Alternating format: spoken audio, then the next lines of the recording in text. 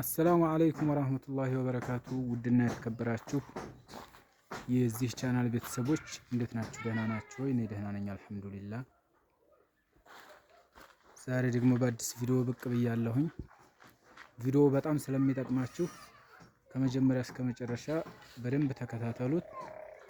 ለወዳጅ ዘመድ ሼር አድርጉ። እንደውም አስተያየቶቻችሁን እየጻፋችሁ አዲስ የሆናችሁ ደግሞ ሰብስክራይብ እያደረጋችሁ የደወል ምልክቱን እየተጫናችሁ በጥሞና ተከታተለው ላለሁኝ። እንደውም በኮሜንት ማበረታታትም የምትፈልጉ አበረታቱ። አስተያየትም ደግሞ መጻፍ የምትፈልጉ አስተያየቶቻችሁን እቀበላለሁ፣ ጻፉልኝ ማለት ነው። ማሰራት ለምትፈልጉ ደግሞ ስልክ ቁጥር አስቀምጣለሁ። በዛ መሰረት በኢሞ፣ ዋትስአፕ እንዲሁም በቴሌግራም በቀጥታ ስልክም እየደወላችሁ ሀገር ውስጥ ላላችሁ ማለት ነው መደወልና አስተያየቶችንም መስጠት ትችላላችሁ። ጥያቄም መጠየቅ ትችላላችሁ ማለት ነው። ይሄ ዛሬ የማሳያችሁ ቪዲዮ፣ አሁን ቀጥታ ወደ ቪዲዮ እንገባለን። ጊራና አካባቢና በዙሪያው የምትገኙ ታውቁታላችሁ። ጊራና ላይ የሚገኝ ቤት ነው። ይሄ በጣም ትልቅዬ ቤት 8 በ8 የሆነ ቤት ነው ማለት ነው ዛሬ የማሳያችሁ። አሁን እንግዲህ ጅማሮ ላይ ነን።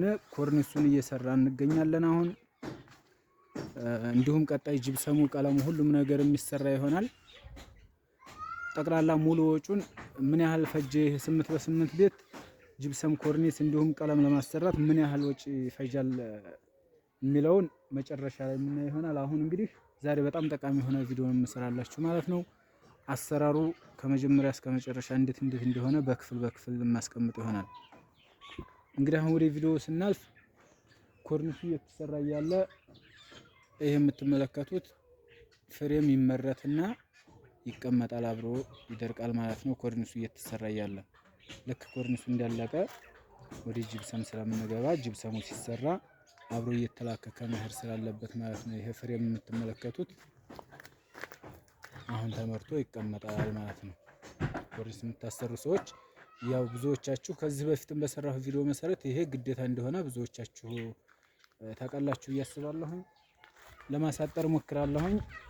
ቤቱ እንግዲህ እንደምትመለከቱት ልሙጥ ነው። በቃ ያው ሁለት ባንድ የሚባለውን ግርፍ ተገርፎ ጠርዝ ወጥቶለት በጣም ባሪፍ ሁኔታ ጠርዙ የተስተካከለ ምርጥዬ ቤት ነው ማለት ነው። የምትመለከቱት ነው እንግዲህ ጠርዙ ይሄ በጣም በምርጥ ሁኔታ ሰርተውታል ግንበኞቹ።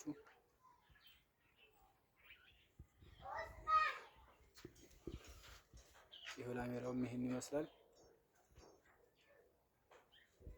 ትንሽ ከስተዛሬዎቹ ቤቶች ለየት ያለ ነው አሰራሩም። የቤቱ አሰራር ዲዛይን ጀምሮ በጣም በምርጥ ሁኔታ ነው። የሴትና የወንድ ሳሎን ተብሎ የተለየና በአሪፍ ሁኔታ የተሰራ ነው ማለት ነው። ይሄ ቤት እንግዲህ ግድግዳው እንደምትመለከቱት ጥቅጥቅ ነው፣ ግን በጣም በአሪፍ ሁኔታ ነው የተመረገውና ጅብሰም ያን ያክል ጥቅጥቅ እንደመሆኑ በጣም የሚፈጅ አይሆንም። ቤቱ ትልቅ ስለሆነ ነው እንጂ ማለት ነው። በዛ ላይ ረዝም ነው ቤቱ። እንግዲህ ዛሬ የማሳያችሁ ዲዛይን ያው የሳሎን ዲዛይን ይችን ትመስላለች።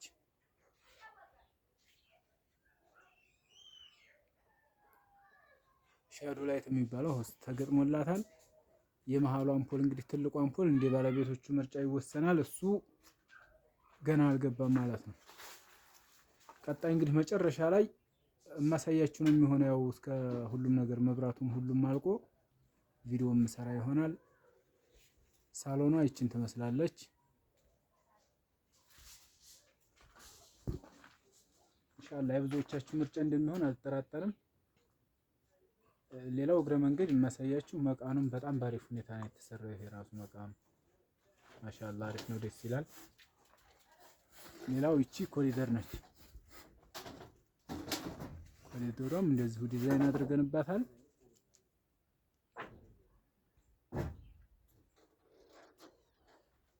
እንዳልኳችሁ በጣም ትልቅ ቤት ነው። ይሄን ይመስላል እንግዲህ። ይሄ ወደ ሻወር መግቢያ ሲሆን ትንሽ ከሌሎቹ አሰራሩ ለየት ያለ ነው የቤቱ ብያቸዋለሁ። ይሄ የሴቶች መግቢያ ሲሆን ታችን መጀመሪያ የገባንበት ሳሎን የወንዶች ሳሎን እና የወንዶች መግቢያ ይሆናል ማለት ነው። ሌላው ህዝብ ውሃ ልክ እየተመታ የምታዩት ይሄ ሞራሌው ማለት ነው። ከላይ የምታዩት ይሄ ሞራሌው እየተመታ ነው። ይህ ሻወር ቤት ስትሆን ያው ኮርኒስ ገና አልተሰራላትም። ውሃ በምታዩት መልኩ ውሃ ማሞቂያ ማቀዝቀዣ የሚባል ነገር ሁሉም ነገር የቀረው ነገር የለም። ይሄ ቤት እንግዲህ ብዙዎቻችሁ ያሰራታችኋል፣ ያው ያላሰራችሁም ትኖራላችሁ። እንግዲህ ይሄ ጠቃሚ መረጃ ስለሆነ ለቤተሰብ ሼር እያደረጋችሁ አስተላልፋለሁ። ይሄም ጃኢዙ ነው በምታዩት መልኩ።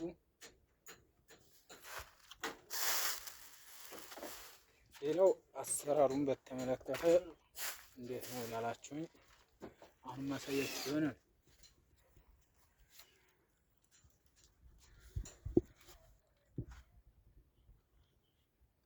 ይሄ እንግዲህ ከኮርኒስ በላይ ጥቅጥቅም ይሁን ልስንም በዚህ መልኩ በጅብሰም በወፍራሙ ቢቀባ በጣም ተመራጭ ነው።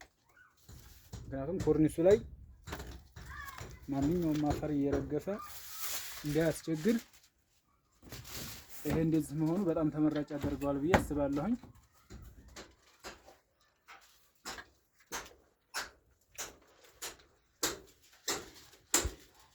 ይሄ ጅብሰም ተቀብቷል እስከ ቆርቆሮ እንደምታዩት። ሌላ የኮርኒሱ አሰራር ከዚህ በፊት በነበረው ያላያችሁ እንደዚህ በማሽን ነው የሚታሰረው ማለት ነው። ኮርኒሱ ይሄን ይመስላል። አንድ ከሞራሌ ላይ 3 ወይም 4 ቢቴል ሊታሰር ይችላል በድሪል ማለት ነው።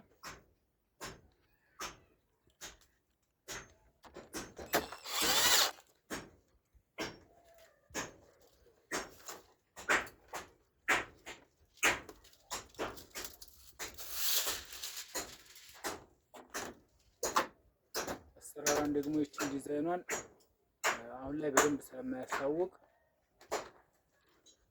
ሁሉም ልክ ሲል ደግሞ የምታዩት መጨረሻ ላይ እንዳላበዛባችሁ መልካም እይታ ይሁንላችሁ። ለወዳጅ ዘመድ ሼር አድርጉላችሁ። እስከ መጨረሻው ተከታተሉ። ማሰራት ለምትፈልጉ ደግሞ ስልክ ቁጥር አስቀምጣለሁ። በቀጥታም ሆነ በቴሌግራም በዋትስአፕ መደወል ትችላላችሁ እላለሁ። መልካም ቆይታ